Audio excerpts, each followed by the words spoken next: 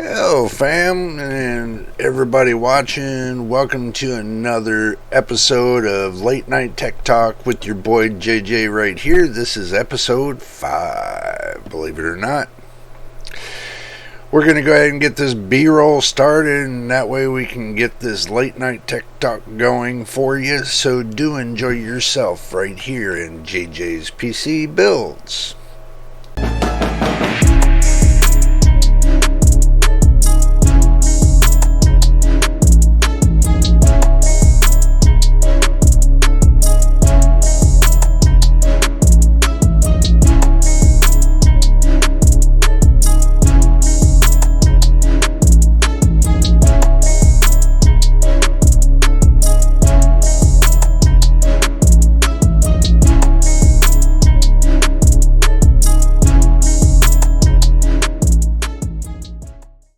Alrighty, and welcome back from that B-roll. Yay, we all made it back here once again.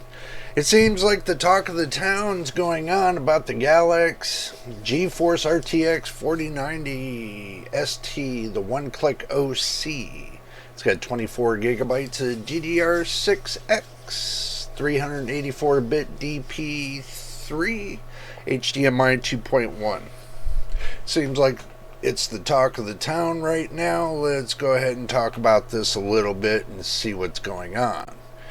Now, going down here to the descriptions, it looks like it says right here it's got nvidia Ada Lovelace streaming microprocessor up to 2x performance and power efficiency, 4th generation tensor cores up to 2x AI performance, 3rd generation RT cores up to 2x ray tracing performance. There we go. That's a little bit better so y'all can see what I'm seeing. Alrighty, let's bring the pointer over. It does Microsoft DirectX 12 Ultimate. Now, with the DirectX, it's kind of flimsy. You don't know if it does DirectX 11, 10, 9, or so on. So some older games run DirectX 11, some run 10, and so on. So that might be kind of a thing that where you don't know which way that's going to swing. So, but anyway, it does the NVIDIA DLSS. It's got NVIDIA G-Sync, NVIDIA GPU Boost, got game-ready drivers, Vulkan, RT API, OpenGL 4.6, but the display port's still at 1.4a and HDMI is at 2.1. It's HDCP 2.3 VR ready, and so on. So we'll flip over to the specifications so this way we can see what it's got. It's got 16,384 CUDA cores. It's got a boost clock up to 2520 megahertz. It's one-click overclock to 2535 megahertz. I don't see, well, there's a little bit. That's only about like 1%, I would say, of like an overclock boost. Memory speeds up to 20 gigabits per second. It's got standard memory configuration to 24 gigabytes. Memory interface with 384 gigabit or 384 bit of GDR6X. The memory bandwidth is 1008 gigabits per second. PCIe 4.0, which I wish they'd start doing the 5.0, but it's got Wing 2.0 with fan stop at idle, all fans. I already told you the display port was 1.4a with times 3, so you get 3 display ports and 1 HDMI port. So that's pretty cool. You never know. The dimensions. With the brackets, 352 mm, with 153 mm, 74 mm. Without the brackets, 336 by 138 by 74. It's got the one-click Sync Pro cable. I guess that's like 2 inches. 2 inches of cable. ARGB dark support stick. You got PCIe 16 pin to 4x PCIe, 8-pin adapter, one clip booster 2.0 fan. Okay, so my thoughts on that is since I seen this, I had to see what this was all about. You know, and it looks like it's not too bad, not too shabby. It's supposed to do up to it's supposed to handle up to like 1200 watts, but some are saying that, you know, maybe it's best to stay at about around 1000 watts. Now the requirements, you know, the PCI Express compliant motherboards with one X16 graphics slot, which most motherboards come with that. Alrighty, I'm gonna break in here real quick just to tell you something about this graphics card. Just I broke into this video just really quick to tell you, you're gonna need a big case for this. Just like the other 4090s, you're going to need a big case. So you better get your welding torch out and you better get you a duplicate case, cut one in half and paste it together and weld it together. Then you're going to be able to get this graphics card in. But I just wanted to let you know that you know, you're going to need a whole new case just for the graphics card alone. And a big old power supply. But anyway, let's get back to the video, shall we? Got him! Got him!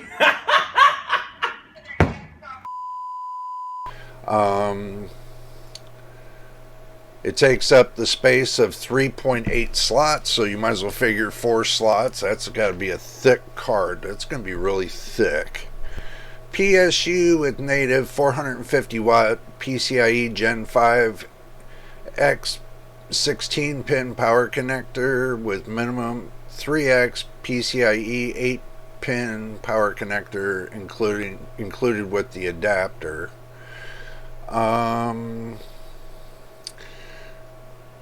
Let's see, for overclocking beyond 450 watts, TGP, 600 watts, PCIe Gen 5 X16 power pin connector, or 4x PCIe 8-pin power connector will be required. Minimal watts is 850 watts or greater, which is not recommended for something like this, especially if you're going to be boosting up to 1000 watts of power that this card's supposed to be pulling if you're overclocking. So best to have at least a 12 to 1400 watt power supply. Minimal base on a PC configuration with the Ryzen 9 5900X processor. Power requirements can differ with the system configuration. 32 gigabytes of system memory recommended. Wow. So see, these are the specifications that, you know, nobody goes into. Now it does Windows 10 or 11, 64-bit or later. But for what I'm seeing here with this card, let's go back up and go to the top and see what else could be really interesting about this card. This is where this right here says PCIe Gen 5. Okay, now, and that's not what they're saying in the description is Gen 4. So that's something to look at too. It's got 102 millimeter fans. Wow, that's gonna be a big cooling system on that card. 102 millimeters. Next, it'll be up to about 120, 140, 160 millimeters. This is about the Wings 2.0. It's got 25% airflow, plus 15% on the air pressure. It's got plus 50% on the air block reduction. And life expectancy with the dew ball bearing fan design is plus 67%.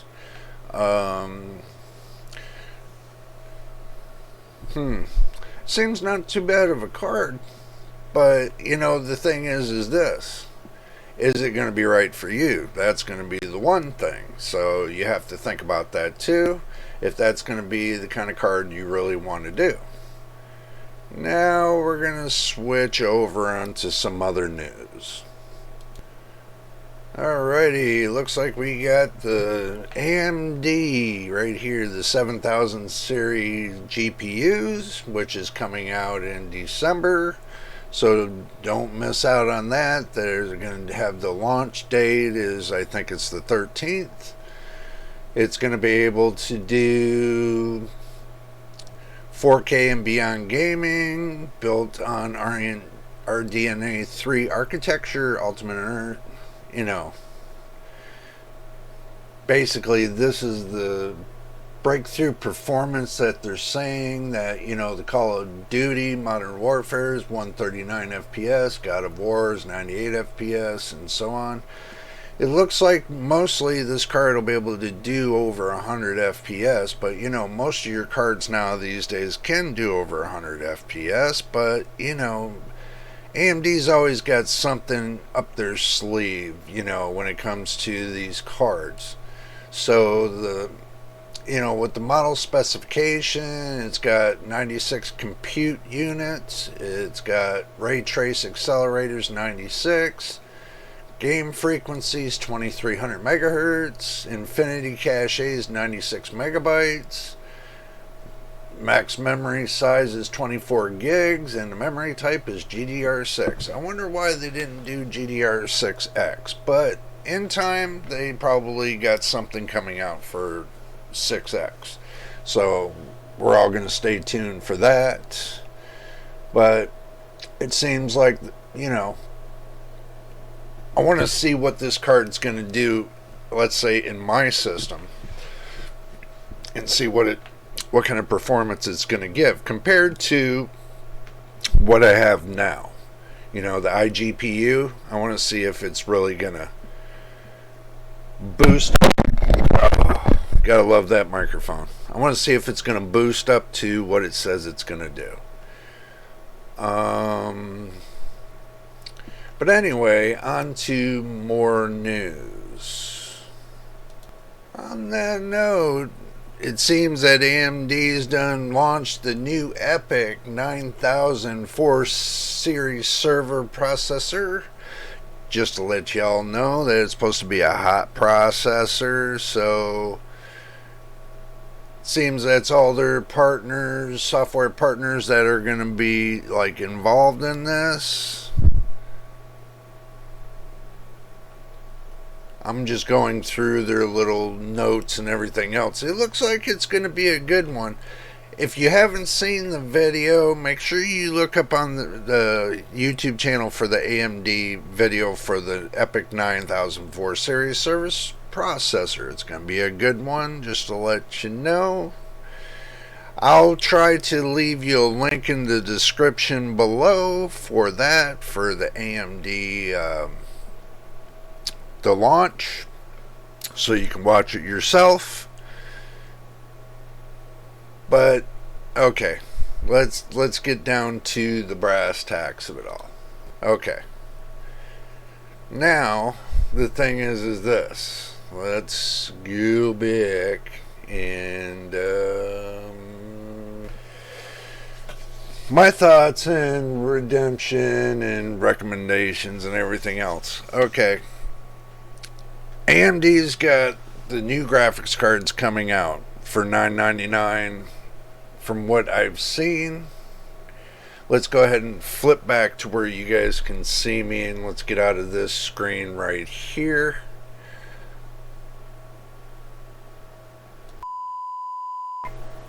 And we're back right here. So this way y'all can see. Okay. We looked over a couple things, let's see. We looked over the AMD lineup for the video cards. We looked over the AMD Epic coming up next, and a few other things. The new Galax 4090 that's supposed to be, out there. There's supposed to be, a lot of things coming out. My impression with all this is like I told you all, I'm gonna try to wait it out until next year, 2023, until I see that everything's set in stone. From what I'm thinking right now, not a lot of things are set in stone. Pricing and everything else is not set in stone. Just to let you know that. And with that, I feel that, if you buy now, this is the two caveats to this. If you buy now, you could be stuck into a price that, you get it at this time, today's prices. But when 2023 comes around and everybody's looking for the after Christmas sales, and stuff like that, and they're going to end up dropping the prices down a little bit. And then, you go to buy these things and it's just, it's nuts, But it depends on what you want to buy. I mean, do you want to build a PC? Now ask yourself this. Do you want a pre-built PC? If you want a pre-built PC, then, watch very carefully in how you shop, because there are reviews on PCs, pre-built, that you can watch all over YouTube, just to let you know. There's many reviews on them. If you want to buy parts to make your own PC, there's ways of doing that too. You can do reviews on motherboards, processors, and so on. If you want to stay between Gen 3 and you want to do Gen 3, the 5000 series, that's a good way to go. I recommend this. I recommend to everybody, and if you don't know how to build a PC, I understand. You can always ask a friend or somebody that you can trust to help you build a PC of your own. Okay, now if you want to learn how to build a PC, it's not hard. There's not many parts. The only thing everybody gets confused on is what parts go with which. I mean, if you start with your processor and you match your processor to your motherboard, that's one thing. But you got to make sure your motherboard has the capabilities that you want it to do in order to meet and exceed with that processor. Okay, now you can buy any motherboard you want, but if it's not a good one, then you're looking at pissing your money away for no reason. Everybody says processor first, then motherboard. I say differently. I say you go with your motherboard, you look at all the specs on your motherboard, you look at all the specs and see what processors will go with that motherboard, what its capabilities are, what kind of benefits you'll get from it, if it's Windows 10 ready, if it's Windows 11 ready, many of things. Find out what's going on with your motherboard before you decide to pick out your processor. That's the way I do mine. I go through the motherboards to see which one's the best, which one's the worst. You can go from the 300 series. If you're staying with let's say you're going to stay with AM4. Okay. If you're going to stay with AM4, then you look at from your worst motherboards to your best motherboards and see which one's going to be right there where you need it to be. Now, your B550 series motherboards to your B650 series motherboards, or your X series motherboards, your X500 series, there's so many different motherboards out there.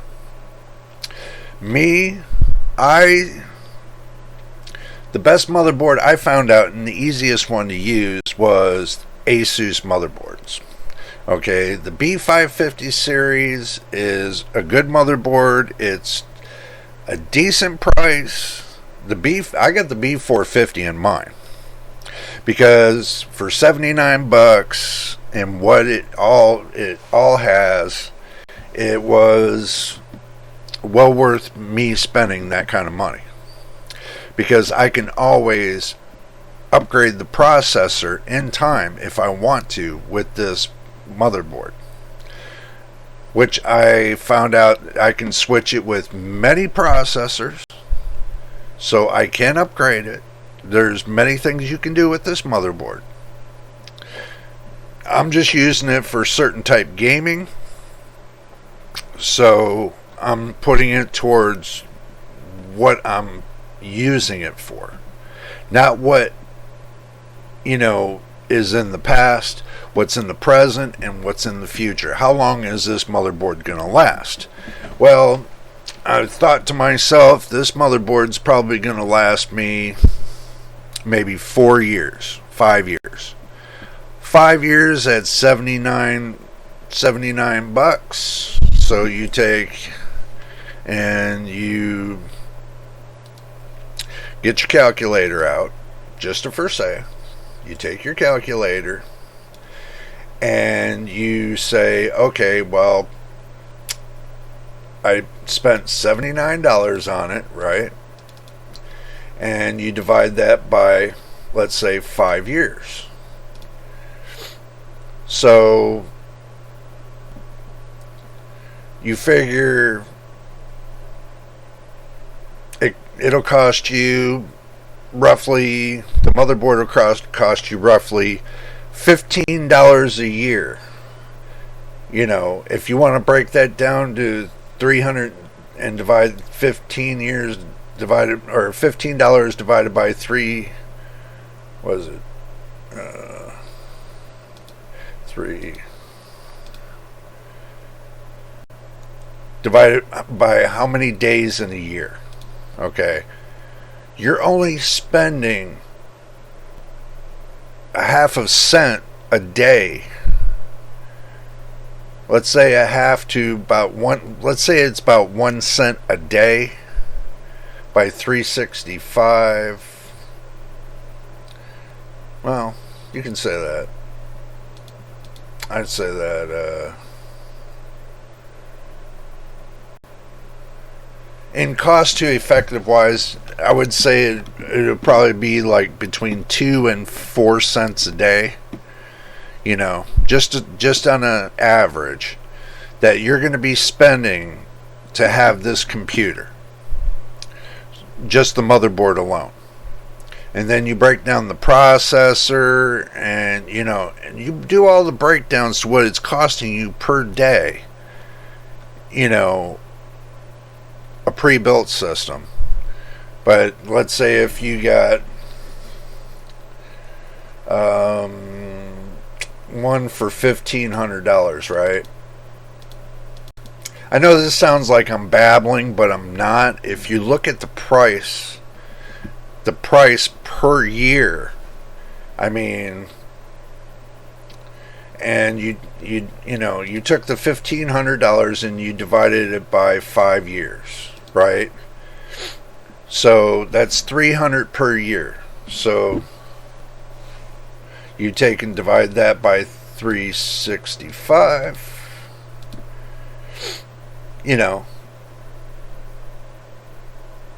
I mean, you're spending what, 40 to 80 cents a day? 82 cents. You're spending 82 cents a day. Okay. Every day for 5 years. So,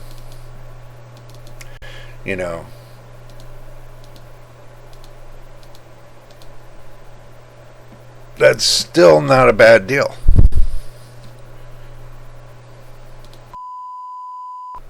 Okay, here's the deal. I'm breaking into the video once again. When I made my PC, let's say my PC cost me, the one I just made cost me $600, right? Which it did on average, it cost around $600, right? Okay, now, I expect it to last me 5 years, so I divide that by 5, and that gives me a total of $120 a year. Now, if I take and divide that by 365 days in 1 year, that cost me 32 cents for my PC per day. Now, compared to a pre-built system, that's 82 cents, so you minus the 82 cents, right? I'm saving 49 cents a day compared to a pre-built system. Now, I just wanted you to get that feeling to understand the difference between buying a pre-built system and a build-it-your-own system. I built my own system. So I wanted you to see the difference between the pre-built and build your own, where the savings are, just to let you know. So let's get back to the video and do enjoy. Damn! So look at it that way. I mean, look at it, how much it costs you to buy it one price and how long you're going to be able to use it for. Usually your computers will go 4 to 5 years. Usually. Now, with some systems, you can get between 10 and 12 years. All you're doing is you're changing the video card. If there's not too much increase on things, like let's say the demanding of games and everything else, if there's not too many demands from games for your video card and stuff like that, you can still upgrade your video card for many of years. You can get at least 5 to 10 years off of a graphics card if you treat it correctly. If you treat your computer gingerly and you keep it rolling, you keep it up to date with the drivers and everything else, you shouldn't have no problem for 5 to 10 years out of a system. Not unless you're an enthusiast and you just want to keep upgrading, to keep on top of the trend, to go higher. How high are you going to go? How much can your eyeballs actually handle looking in front of your screen? How much can you actually see with your eyeballs? Think about that too. So, now the only thing you really have to worry about is if the graphics card gives you micro stutters, okay, artifacts, basically, you know, it freaks out on you. And that's basically it. If it's giving you the performance, if it's giving you everything that you would want, then there you go. What's the sense of upgrading? Unless there's something in there that's going to make it better, or, you know, dynamically, which it's not. You're using all the standard practices that they built just for the graphics card itself. So do keep that in mind. You don't use all of the ray tracing and everything 24/7. You use it with the standard cores. If you know, you usually don't use many cores as you think you use when you're playing games. You don't use all the cores. You're using only between 75-80% of the cores.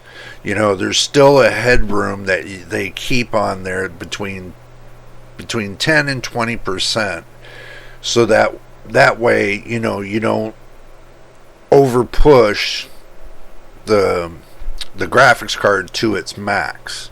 You push it to its max, you're going to burn it out fast.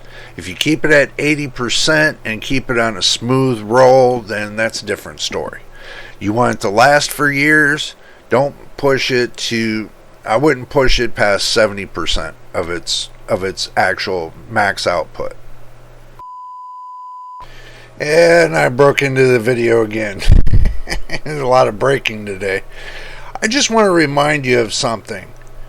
Your end of life, okay, understand this. You really don't have much of an end of life when it comes to your processors. Okay, your processors, yeah, they do have a certain thing that with the motherboard, they take it, the BIOS drivers up to a certain point, then boom. That's it. There's no more. Okay, but with your video card, that's a different story. You know, they take the drivers up to a certain point, and they end of life the drivers for the video cards. So that means when new games come out and they require more graphics, what'll happen is that if your graphics drivers only go to a certain point and they don't give you any more, and they require certain drivers for the graphics for these games, then yeah, it's going to be based on your video card. Okay, you can still get 10 to 15 years off of a processor. Okay, only thing you're really going to be updating is your graphics card. Just to let you know. So we're going to go ahead and get back to the video and do enjoy. That's just my opinion. That's the way I've been doing it for years, and my stuff's been running for years, so I haven't had a problem with my stuff at all.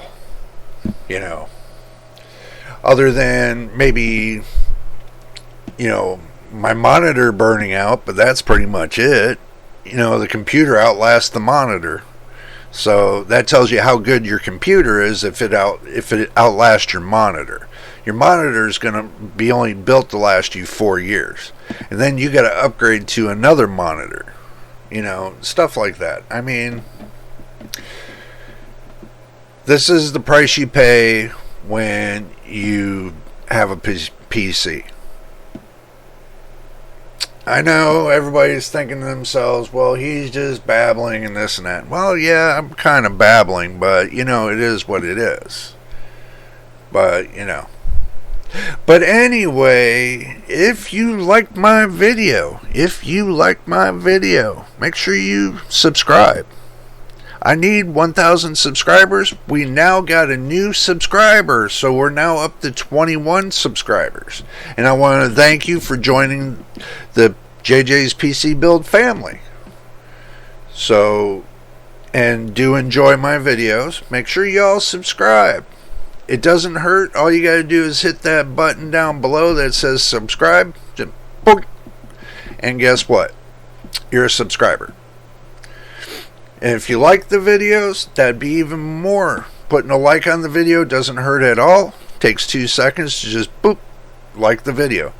Or watch the videos from the beginning to the end. You know, watching the videos, all my videos from beginning to end, what'll happen is it puts more time and it gets us close to our goals.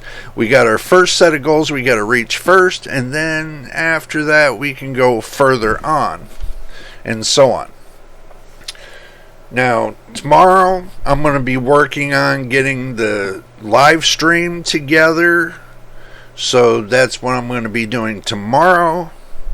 So you all know what I'm doing. I'm going to be doing that and trying to make it to where when I activate the stream, you know, for live stream, I can go live.